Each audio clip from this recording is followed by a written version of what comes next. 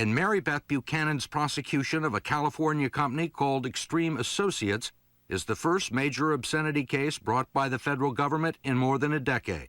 We have just had a proliferation of this type of material that has been getting increasingly worse and worse. And that's why it's important to enforce the law and to show the producers that there are limits. There are limits to what they can sell and distribute throughout the country. Buchanan says that 3 films produced and distributed by Extreme Associates by mail and over the internet contain coercive and violent sex, along with other materials that are vile and degrading. Rob Black, the president of Extreme Associates, considers that a compliment. Do you consider yourself a pornographer? Well, yeah. We like to say adult entertainment. But yes, I guess if you wanted to break it down, a pornographer, a smut peddler, yeah. And one of the films listed in the indictments called Forced Entry. Yes. Which includes shots of women being raped and murdered. Yep. It's not all. Along with sexual content. It's not all. It also includes suffocation, strangulation, beatings, and urination. Rob Black calls Forced Entry a slasher film with sex, loosely based on the Hillside Strangler case.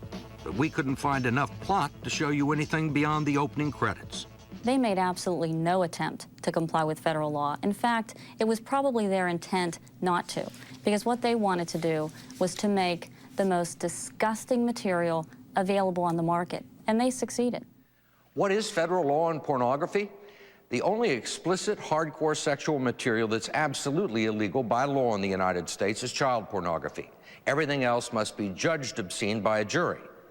The Supreme Court last defined obscenity as material appealing to a degrading interest in sex, depicting it in a patently offensive way, and lacking any serious artistic, literary, or scientific value. But that was way back in 1973, before the VCR and before the internet were in existence. In California versus Miller, the Burger Court recognized that individual communities had different values and opinions about pornography. So it told localities to make their own judgments based on contemporary community standards. The following is intended for mature But audience. since 1973, standards have changed, and so has the definition of a community.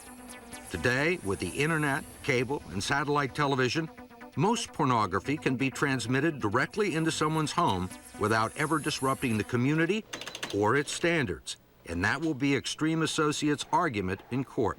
It's not involving a community. It's involving a private individual who purchased these videos and downloaded the images from the internet into their home. So where does that community standard apply? You're saying nobody else in Pittsburgh knew this was going on, nobody else in Pittsburgh saw it, so it couldn't offend them? Well, you can't apply a community to it if only one person is viewing it.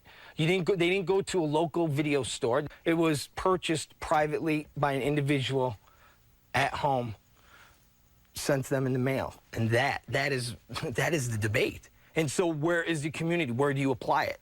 You say your intention is to go after the most extreme material. Does that mean that anything that's not as extreme as Extreme Associates will not be subject to an investigation? I believe what I said was that we're focusing our resources on the most egregious offenders. The point is to enforce some standards, and it hopes to do so when the Zakari case finally goes to trial this fall.